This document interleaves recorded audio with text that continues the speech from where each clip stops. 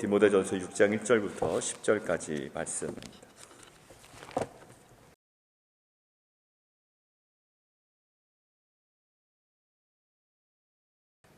오늘 사실 디모데전서 6장 1절부터 2절은요, 앞에 있는 그 교회를 돕는 그 장로들에 관한 어떤 태도가 있었고요. 그 앞에 5장 1절부터 16절까지 보면 그 과부에 대한 어떤 그 태도가 있었죠. 참 과부인 과부를 존대하라.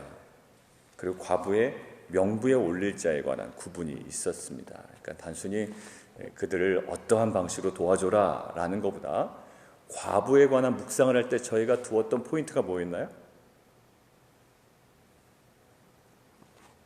어떠한 방식으로 도와줘라가 아니라 어떤 관점으로 바라봐야 되는지에 관한 부분이 훨씬 더 많았습니다. 그의 어떤 모습?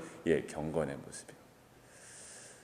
자, 그리고 장로에 관한 것이었고요. 그리고 사실 6장 1절과 2절은 그와 관련하여 과부, 그다음에 어떤 장로, 이제 1장 2절은 종들이 상전에 관한 어떤 그런 태도로 그렇게 구분하는 것이 좋고 그렇게 많이 구분을 합니다. 그런데 이제 6장 1절이기 때문에 이제 한 곳으로 묶었죠. 그래서 오늘은 1절과 2절을 좀 한번 묵상을 하고 이제 3절부터 10절까지를 이제 나눠서 함께 묵상하도록 하겠습니다.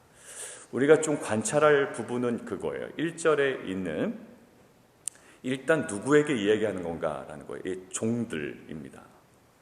근데 종들이 누구를 향하여? 상전인데요. 1절과 2절에 나오는 상전은 약간 구별을 두고 학자들이 분석을 합니다. 자, 1절에 대한 상전은 그냥 자기 상전들을 이렇게 되어 있죠. 근데 2절은 믿는 상전이 있는 자들 이렇게 나와 있습니다.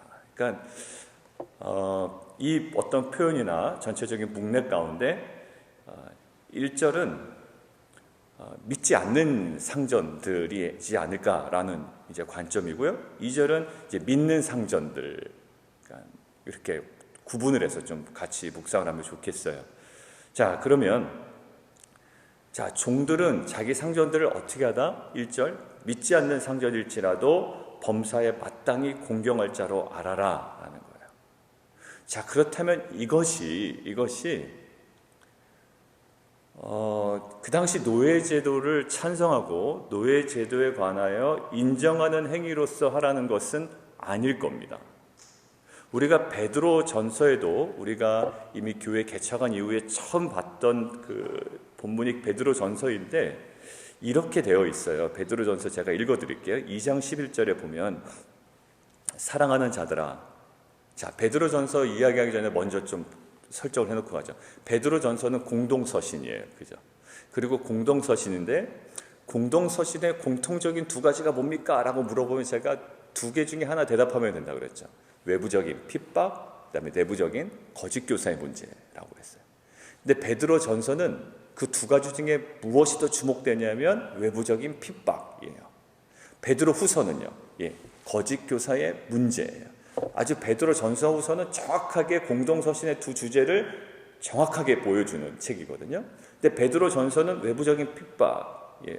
자, 믿음을 지키는 이들이 외부적인 핍박 가운데 어떻게 살아나가야 되는지에 관한 이제 베드로 전서, 베드로의 그 지침이 있는데 2장 11절 제가 읽습니다. 사랑하는 자들아, 거류민과 나그네 같은 너희를 권하노니 영혼을 거슬러 싸우는 육체의 정욕을 제어하라. 12절 너희가 이방인 중에서 행실을 선하게 가져 너희를 악행한다고 비방하는 자들로 하여금 너희 선한 일을 보고 오시는 날에 하나님께 영광을 돌리게 하려 함이라. 13절 인간의 모든 제도를 그것이 악하든 선하든 인간의 모든 제도를 주를 위하여 순종하되 여러분들 거기 혹시 찾으신 분은 밑줄을 그어놓으시고요. 누구를 위하여? 그 제도 때문에가 아니라 제도에서 군림하고 있는 그 누구 때문이 아니라 지금 뭐예요? 주를 위하여 순종하되 이게 바로 십자가예요. 여러분들 십자가에서 예수님이 돌아가실 때에 예수님을 못 박은 사람들 그것에 순종한다 어떤 그런 분명한 의미도 있었지만 결국 예수님께서 계속 견지하신 것은 뭐냐면 하나님께서 계획하신 하나님께서 섭리하시고 계시는 그 하나님의 그 구속사, 하나님의 뜻에 순종함으로 나아갔던 자리지 세상의 권력 앞에 굴욕하면서 나갔던 자리는 아니라. 자, 여기는 주를 위하여 순종하되 혹은 누구? 위에 있는 왕이나 혹은 그가 악행하는 자를 징벌하고 선행하는 자를 포상하기 위하여 보낸 총독에게까지 하라는 거예요. 곧 선행으로 어리석은 사람들의 무식한 말을 막으시는 것이라. 이 제도를 우리가 인정해서도 아니고 이 제도가 공의롭다고 하는 행위도 아니고 지금 주를 위하여 순종하라라고 하죠. 오늘 그 관점으로 다시 한번 돌아올까요? 자, 노예제도를 지금 찬성하는 거냐? 성경이 그렇지가 않아요. 사실 그렇지가 않은데 이 당시만 해도 많은 자들은 수백 명의 노예가 있었고요. 제가 그 성경 공부 말씀드린 것처럼 그 당시 평균 로마 시민에게 주어진 평균 노예 인구가 6명입니다. 평균 6명에 많은 사람들은 훨씬 더 많았고요. 없는 사람들은 그보다 적었습니다. 자, 그런데 너무나도 만연했기 때문에 이것들이 한순간에 날아가 버리면 사회 근간이 흔들리죠. 그럼에도 불구하고 성경은 노예제도를 찬성하지 않습니다. 자, 그러나 지금 왜 그 상전들을 범사에 마땅히 공경할 자로 알라고 그래요? 더군다나 지금 1절의 표현이 어떤 표현이 있냐면 무릇 멍에 아래에 있는 종들은, 멍에는 뭡니까? 짐승에게 씌우는 거거든요. 근데 이게 만만치 않은 힘든 고난 가운데 있는 거예요. 관계적 고난이에요. 관계적 고난. 물론 육체적인 고난도 있지만 멍에를 씌운다, 나의 자유를 박탈해가는 관계적 고난 가운데 있는데, 그리고 그들은 그 신자도 아닌 것 같아요. 근데 거기에 마땅히 공경할 자를 알려는 거예요. 이것들 우리에게 도전입니다.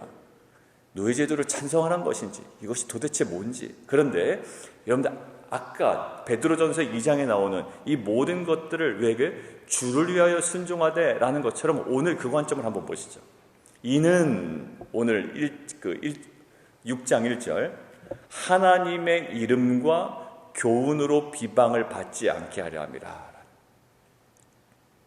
하나님의 이름, 그리고 원어에는 그 교훈이라고 되어 있는데 결국 그 사도들의 가르침에 대한 불신이 조장된다는 거예요. 왜? 우리의 공경하지 않음으로 인하여, 혹 그것이 하나님의 이름과 사도들의 가르침에 그 불신으로 조장하지 않기 위하여, 즉 왜 지금 공경하라고요? 그들이 잘나서도 아니고, 그들이 정의로워서도 아니고, 그들이 공의로워서도 아니고, 그 노예제도가 완벽해서도 아니에요. 왜? 선교적 이유가 있음을 지금 바울은 디모데에게 이야기하고 있습니다. 우리가 현재로 적용해 볼까요? 우리가 관계적인 고난을 당합니다.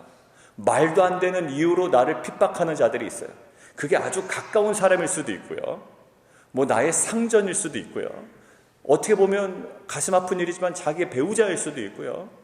그 다음에 어떤 조직 가운데 자기의 바로 상사일 수도 있지만, 아니면 우리가 설정해놓은 여러 가지 관계가 있을 수 있습니다. 그런데 그 관계적 고난 때문에 사실 우리는 많이 힘들어요. 그런데 그 관계적 고난은 선교적 열매가 꽂힐 기회라는 거예요. 그 기회가 없다면 이런 욕을 하지도 않았을 겁니다. 왜? 아무런 유익이 없는데 왜 우리에게 욕을 하겠어요?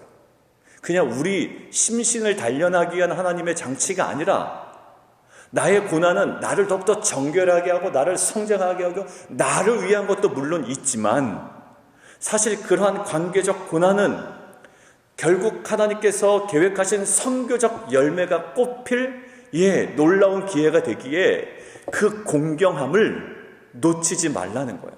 어찌 보면 말도 안 되는 것처럼 보이지만, 굽신굽신 거리는 것처럼 보이지만 그것들을 놓치지 말라는 거예요. 사실 제일 가까운 관계가 뭐죠? 배우자 관계예요. 내가 이것만은 못한다, 이럴 수도 있어요. 사실 우리 남성들하고 나누면 제가 했는데 이제 하면서 어떻게 이번 주는 그래도 승리의 기록을 많이 가져오셨더라고요. 승리의 기록을. 얘가 어떤 뭐가 있었나요? 지난주 우리가 본문 중에 오래 참음이라는 어떤 주제가 있었잖아요. 하나님의 긍휼 얘기할 때 하나님의 긍휼은 핵심이 오래 참음으로 시작되었다. 근데 이 오래 참음이 계속 이렇게 맴돌았다는 거예요. 그래서 어느 순간에 딱 어떤 케이스가 있었는데 그 올해 처음으로 내가 승리했습니다 뭐 이런 기록도 가지고 오시고 그랬는데, 아무튼 뭐래요? 예, 온전해서도 아니고요, 뭐 그것이 발라서도 아니에요. 이것은 그 선교적 열매가 꽃필 기회임을 알고 선한 행실을 감당하는 공동체가 되기를 원하는 거라고요. 사랑하는 성도들, 우리 가운데 관계적 고난은 사실 끊이지가 않는 것 같아요. 어느 누구든지 간에. 근데 그 고난이 그래 내가 참지, 그래 하나님께서 다 나를 훈련시키기 위함이야 라는 선에서 머물지 않기를 원해요. 오늘 뭐죠? 베드로전서에서는 이것이 하나님께 영광을 돌리게 된다는 거. 나의 유익과 상관이 없어요. 하나님께 영광을 돌린다. 그리고 이것은 하나님의 이름과 교훈으로 비방을 받지 아니하여 선교적 열매를 맺게 하는 정말 귀한 출발점이 된다는 거예요. 자, 두 번째요. 믿는 상전이 있는 자들은 어려움이 없을 것 같아요. 근데요, 믿는 분들, 믿는 장로님이 더 뭐 그런다 뭐 이런 얘기도 있죠. 근데 오늘은 그런 얘기가 아니에요. 믿는 상전이 있는 자들은 상전을 뭐라고 가볍게 여기지 말아라? 형제라고 가볍게 여기지 말아라. 여러분들 이렇게 한번 생각해 보면 될 것 같아요. 자, 이제 가까운 분입니다. 뭐 가까운 분일 수도 있잖아요. 근데 당신이 상전이지만 이러는 거예요, 종이. 당신이 상전이지만 당신 성경에 가르침 받지 않냐? 우리가 다 같은 형제다. 이러면서 까불지 말라는 거예요, 한마디로. 너무 가볍게 여기지 말라는 거예요. 그러니까 뭐 교회 안에서 그런 장난을 칠 수 있지만 지금 바울은 디모데에게 그게 그렇게 좋아 보이지가 않는 거예요. 상전인데 너와 나나 지금 신약 시대를 살아가고 있는데 다 같은 왕 같은 족속이요. 제사장이고 너도 제사장이고 나도 제사장이고 같은 형제고 이러면서 어떻게 가볍게 여기지 말라. 그러면 그 당시에는 어떻게 되냐? 그 밑에 있죠. 밑줄 쫙 걷어지죠. 더 잘 섬기게 하라라는 거예요. 상전이 형제이고 상전이 아는 사람이고 상전이 믿는 자이고 상전이 신앙이 있다고 해서 우리는 여보셔 다 이해하죠? 형제인 거 이해하죠? 그러면서 덜 섬긴다? 그렇게 하지 않도록 특별히 권해라라는 거예요. 왜냐하면 이는 유익을 받는 자들이 믿는 자요 사랑을 받는 자임이라. 너는 이것을 가르치고 권하라. 이것이 이제 교회 안에서의 상전은 없습니다, 사실. 그러나 교회 안에서 가까우면 가까울수록 쟤는 다 알 거야 라고 그냥 방치해 놓은 우리의 관심이 있습니다. 그리고 방치해 놓은 우리의 사랑이 있어요. 그냥 방치해 놓은 관심이 있다고요. 저긴 알아. 안정호 집사님은 다 알 거야. 그냥 내가 이렇게 별로 전화하지 않아도 다 알 거야. 왜? 신앙이 있잖아. 저 정도면. 방치하지 말라는 거예요. 그게 그 사람에 대한 관심을 쏟지 않을 이유가 안 된다라는 거예요. 저 사람 믿는 상전이니까 내가 뭐 덜 공경해도 그렇지 않더라는 거예요. 여러분들 다양하게 적용해 볼 수 있습니다. 자녀들 가정인데 얘는 그래도 얘는 내 마음을 알 거야. 아니요. 나중에 보니까 저 깜짝 놀랐어요. 얘가 그걸 모르고 있더라고요. 내가 보이지 않으니 어떻게 그 자녀가 알겠어요? 그래서 나중에 예전 공동체에 있을 때 이제 그 교육 담당하는 그 사역자가 그때 이제 전도사일 때 전도사님이 아세요? 그래서 왜? 사실 걔한테 이러이러한 또 고민이 있는 것 같아요. 나 몰랐어. 오히려 그 사역자 통해서 저희 자녀의 그 어떤 고민을 듣게 됐죠. 사랑하는 성도 여러분들, 우리 주변에 가장 가까운 사람들이 있고 또 우리가 저 사람을 믿는 사람이고 믿는 상전이기 때문에 우리에게 그 방치된 또 그 사람에게 누락된 그 사랑과 관심이 있습니다. 이것들을 오늘 뭐예요? 더 잘 섬기게 하라. 맞아요. 사실 예수님께서도요, 제자를 섬길 때 어떻게 할까요? 많은 무리들, 정말 믿지 않는 자들에 대한 긍휼과 사랑을 베풀었지만 정말 관심을 쏟았던 자들은 누구였나요? 제자들이었어요. 리더들이었다고요. 그러니까 목회자들에게 얘기하는 것이 있어요. 물론 보편적으로 많이 섬겨야 되지만 그 중에서 제일 놓치지 말아야 될 것은 리더를 훈련시키는 거야 라는 거예요. 물론 이거와 딱히 관련 없지만 이제 묵상을 하다 보니까 저한테 했던 거예요.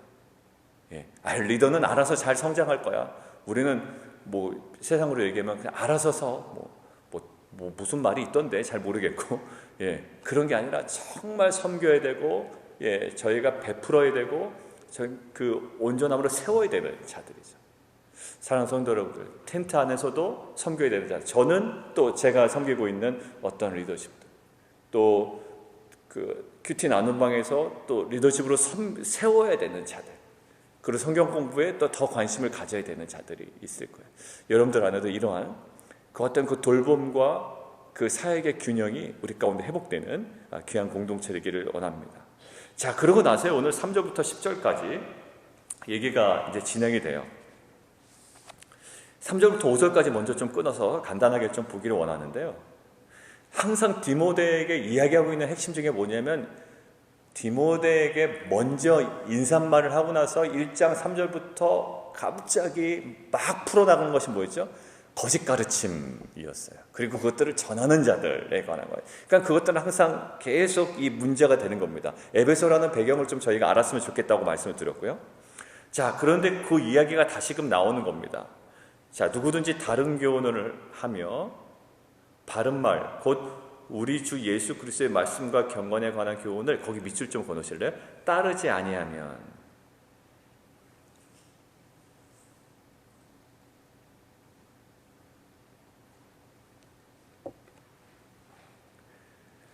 말씀과 경건에 관한 교훈을 알지 못한다, 배우지 못했다, 이런 것이 아니라 지금 우리에게 제가 좀 묵상된 건 뭐냐면, 따르지 아니하면, 따르지 아니하면.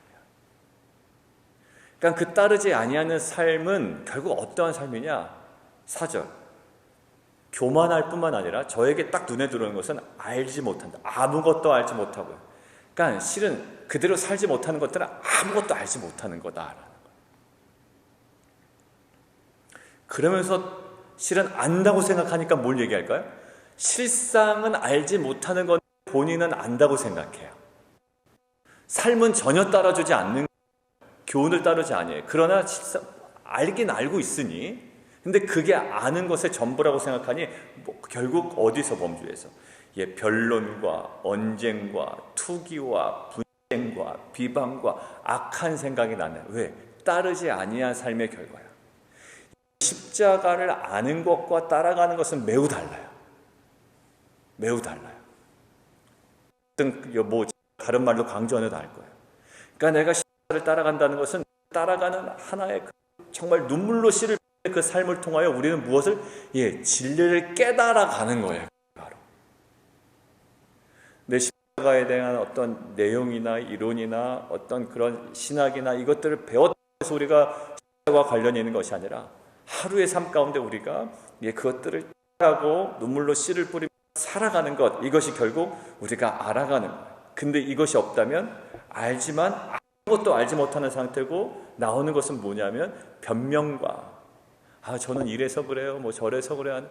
결국 어떠한 도 없고 어떠한 십자가도 없고 항상 자기 유익. 결국 그것을 경건을 이익의 방도로 생각하는 자, 이렇게 나오잖아요. 그러니까 마음은 부패했어요. 부패했지만 나오는 것들은 교훈과 믿음과 경건에 관한 것들이 막 나온다고요. 그런데 결국 그것들은 뭘까? 결국 경건, 이익의 방도로 생각하는 자들, 그리고 진리를 잃어버린 자들, 5절, 마음이 부패하여진 자들이 나와요. 하나님께서 우리에게 실은 이 큐티하는 공동체로 불러주셨는데, 사실 큐티의 꽃은 뭐라고 그랬죠? 우리가 말씀 묵상 훈련할 때 마지막 꽃은 삶입니다. 저 사람 큐티는 정말 어떻게 저기서 저걸 알았을까가 아니라, 리더들은 잘 깨달을 수가 있겠죠. 책도 많이 보고 막 이렇게 한다면 깨달을 수 있을 거예요. 담임 목사는 설교하느라고 막 여러 가지 자료 찾아보면 뭔가를 할 수 있을 거예요. 근데 저 사람은 여기서도 십자가를 발견하고 뭔가를 깨달았구나. 여러분들 거기에 현혹하지 마십시오. 현혹되지 말라는 것은 그 사람에 대한 어떤 존경과 이런 마음이 없어지는 게 아니라 그것이 다가 아님을 우리는 알아야 됩니다. 결국 뭘까요? 따르지 아니하면 어떤 기분이 드냐면, 예전에 저는 어떤 기분이 들었냐면, 잘 해놓고선 그냥 흐뭇해하는 거예요. 왜? 잘 전했으니, 잘 나눴으니, 또 요 나눔과 깨달음과 관찰과 묵상의 어떤 그 열매가 있으니. 여러분들 그것은 아니에요. 우리가 얘기를 나눴잖아요. 계속 밟아갑니다. 방법론도 배우고 여러 가지 배웠다가 마지막에 이 큐티의 꽃은 결국 삶이었어요.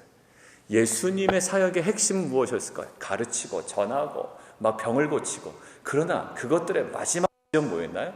십자가에서 돌아가신 삶이었지. 결국 그것이 없으면 그 아무것도, 그 앞에 있는 것도 사실 아무 소용이 없었을 거예요. 자, 거꾸로 적용해 볼까요? 남들을 위한 비판으로 사용하지 마시고요. 이것을 나를 위해서. 결국 내 삶 가운데 꼽혀야 되는 지점이 어딜까요? 입이 아니라 손과 발이었어요. 발이 움직여야 되고 손이 움직여야 되고, 사실 거기서 눈물로 씨를 뿌려야 되는 그 삶이었어요. 그러니까 이것이 쉽지 않은 거지만, 사실 그럼에도 감사한 것은 이 큐티 나눔을 할 때, 오늘 아까 남성들 얘기했지만 나름대로 승리의 기록을 가져오는 거예요. 이제 조금씩 순종의 열매, 그 삶의 열매. 그러니까 이것을 깨달았는데 나는 너무 힘들어요. 마음이 아파요. 저는 저의 어떤 악함을 발견했습니다. 여기서 머무는 게 아니라, 그래서 뭔가 깨달은 다음에 그 다음에 무엇을 지금 하나님께서 계속 두드리고 계시냐면, 우리 남성들에게도 그렇고 우리 모두에게 삶이에요. 근데 우리는 실은 어디서 돌아서냐면 그 삶이 싫어서 돌아섭니다. 대부분 깨달을 땐 너무 좋은데 정작 그 어떤 관계적 고난, 삶의 딱 현장에 가면 그것이 오히려 기회임에도 불구하고 너무 힘든 거예요. 그 정도로 우리는 약해요. 그래서 우리가 무엇을 구해야 될까요? 하나님의 은혜가 필요합니다. 은혜가 필요해요. 자, 그러면서 지금 무엇을 코드를 가지고 5절과 6절이 이어지냐면, 경건을 이익의 방도로 생각하는 자들, 그 이익이 나올 때, 자 6절, 그러나 자족하는 마음이 있으면 경건은 큰 이익이 되느니라. 핵심이 뭐라고요? 이 이제 6절부터 10절까지. 경건이 실제로 이익이 되기 위해서는 무엇이? 자족하는 마음이다라는 거예요. 자, 이것들을 10절과 연관해서 우리가 좀 함께 보도록 하겠습니다. 9절 이하에 보면 부하려는 자들이죠. 부하려는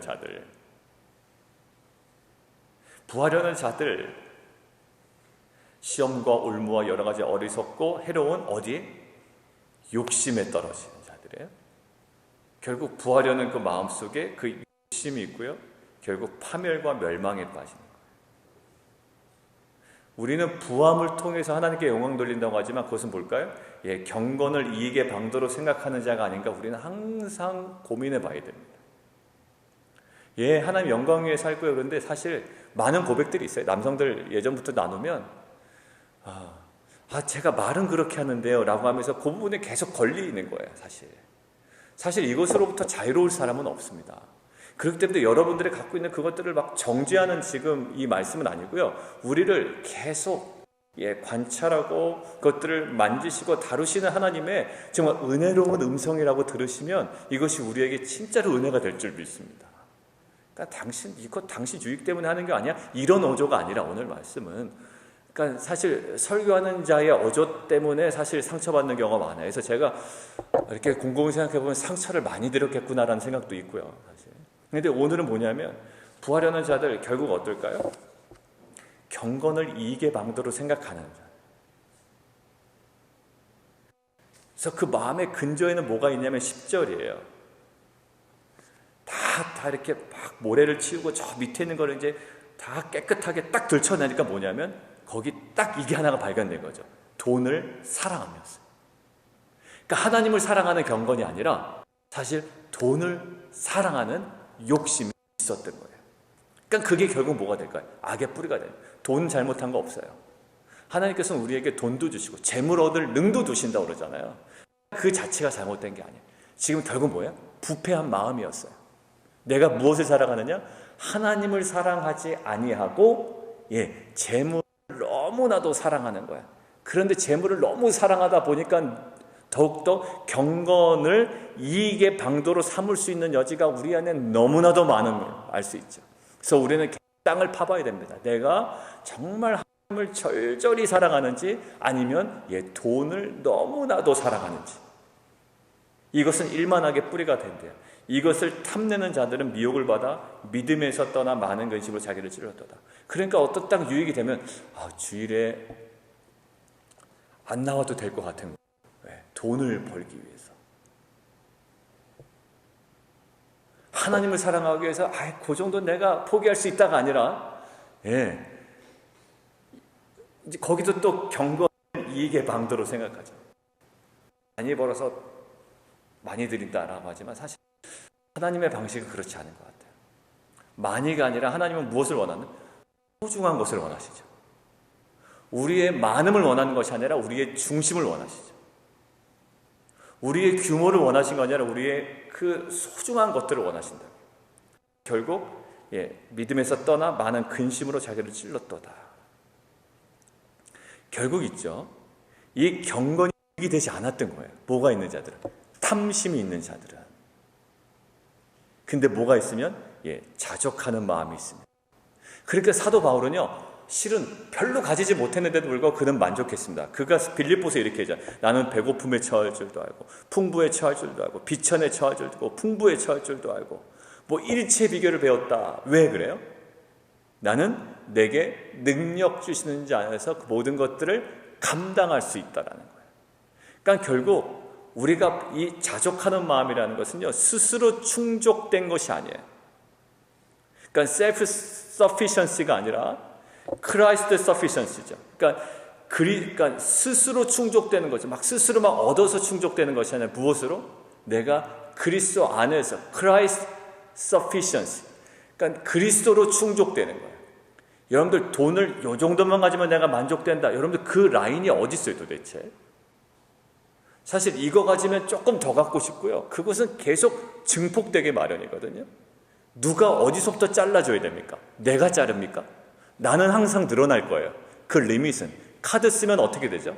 카드 한도 계속 늘려주더라고요. 그죠? 당신 수업 늘어났습니까? 당신 잘 갚았으니까 늘려주니까. 굉장히 뿌듯할 필요 전혀 없죠. 그 사람은 돈 벌려고 하는 건데. 처음에는 500불에서 시작되니까 보통 아이들 보니까 500불이야. 크레딧이.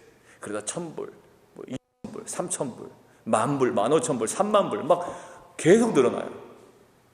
그러니까 결국 카드 하나로 차를 살 수 있을 정도까지도 한도가 늘어납니다. 여러분들 그 나에게 적정한 자족의 한도를 누가 정해줄 거예요? 하나님 내 생활 수준은 이 정도니까 나는 만족에 한 달에 한 20만 불 정도 버는 겁니다. 이거 누가 정해주죠? 결국 self-sufficiency가 아니라 스스로 충족한 것이 아니라 무엇을? 그리스도로 충족한 거예요. 사도 바울은 뭘 얘기합니다? 궁핍이나 배고픔이나 뭐 비천이나 나는 일체 비결을 배웠다. 어디서? 그냥 어떤 것인지 만족해가 아니라 그리스도 예수 안에서 내게 능력 주신 예수 안에서. 자, 예수 안에서 만족되면요 이것도 온 거예요. 7절 이런 고백이 나오는 겁니다. 이거 보고 마치겠습니다. 우리가 세상에 아무것도 가지고 온 것이 없음에 또한 아무것도 가지지 못한다. 많은 돈을 가졌던 한 그 부유한 여성의 장례식이 있었대요. 그래서 그 여인의 그 장례식에서 이제 누군가가 물어봤답니다. 그는 무엇을 남기고 왔습니까? 라고 물어봤대요. 그녀는 무엇을 남기고 왔습니까? 근데 그 장례식을 집례하는 그 목회자가 이런 얘기를 했다고 합니다. 그녀는 모든 것을 다 남기고 왔습니다. 라는 거예요. 모든 것을. 우리는 사실 진짜 모든 것을 남기고 갈 자이고요. 사실 그러면 그녀는 무엇을 가지고 왔습니까? 라는 질문. 그 이야기에 그 질문은 없었어요. 그 이야기를 들으면서 들었던 생각이에요. 그러면 우리는 무엇을 가지고 왔습니까? 오늘 이거예요. 세상에 아무것도 가지고 온 것이 없다는 거예요. 여러분들 이게 은혜 아닌가요? 아무것도 가지고 온 것이 없는데 우리가 지금 누리고 있다는 얘기예요. 사실 그러다가 우리는 아무것도 가지고 가지 못하는 모든 것들을 두고 가는 존재예요. 그래서 8절 우리가 먹을 것과 입을 것이 있은즉 족한 줄로 알지니라. 그래서 욥기 1장 우리가 이제 다음 달부터 욥기 보잖아요. 욥기 다음 달이 얼마 안 남았습니다. 이제 욥기 1장에 보면 20절에 욥이 일어나 겉옷을 찢고 머리털을 밀고 땅에 엎드려 예배하며 이르되 내가 모태에서 알몸으로 나왔사온즉 또한 알몸이 그 이리로 돌아가올지라 주시니도 여호와시오 거두시니도 여호와시오니 여호와 이름이 찬송을 받으실지니이다. 물론 욥은 우리가 좀 계속 묵상을 해보면서 이제 저희가 이제 계속 해 나가야 될 거지만 여기 보니까 결국 뭐예요? 여호와 이름이 찬송을 받을 것이니라. 우리가 그 자족의 가이드라인을 설정을 한계를 우리가 스스로 설정할 수 없어요. 끝까지 나는 이건 놓치지 못한다라고 할 거예요. 사실 우리는 저 역시도 그렇고 우리 모두가 그럴 겁니다. 그런데 그 자족의 기준은요, 그럼 내가 이 정도로 만족해. 내가 설정해놓은 기준이 아니라 어디에 계속 머무는 거다? 예, 창조주에 머무는 거야. 우리가 지난주에 찬송한 거야. 나는 너를, 가사가 뭐였죠? 그 브릿지 부분에 나는 힘이라, 너 하늘을 지은 창조주라, 땅의 소산을 베푸는 자 나는 여호와니라, 뭐 그런 게 있었잖아요. 그 찬양이 저는 많이 은혜가 돼요. 창조주이며 나의 소산을 베푸는 자다라는 거. 그러니까 결국 자족의 기준은 그리스도 안에입니다. 셀프가 아니에요. 이제는 크라이스트, 인 크라이스트, 그리스도 안에서 그 자족을 누릴 때에 뭘까요? 예, 경건은 큰 이익이 됩니다. 사랑하는 우리 안에 파보면 우리가 정말 하나님을 사랑하는지, 그래서 그것이 너무나도 어렵고 본질적인 것이기에 전쟁을 앞둔 이스라엘 백성에게 신명기를 통해서 계속 사도 바울이 강조했던 건 뭘까요? 너의 마음과 뜻과 힘과 정성을 다해 뭐하라? 예, 여호와를 사랑하라. 결국 이스라엘의 실패는요, 하나님을 사랑하는 데 실패했던 거예요. 저거를 섬기면, 저거를 따라가면 더 많은 것들이 나에게 확보할 수 있을 거라는 게 있었거든요. 그래서 서슴지 않고 우상도 섬기고요, 혼합주의도 받아들이고 싹 난리가 나는 거예요. 사랑하는 성도, 우리 안에 정말 하나님을 깊이 사랑하는 마음, 크라이스트, 그리스도 안에서, 창조주 안에서의 참된 만족이 우리 안에 정말 깨달아지고 누려지는 귀한 공동체 되기를 원합니다. 우리 함께 기도하며 나가도록 하겠습니다.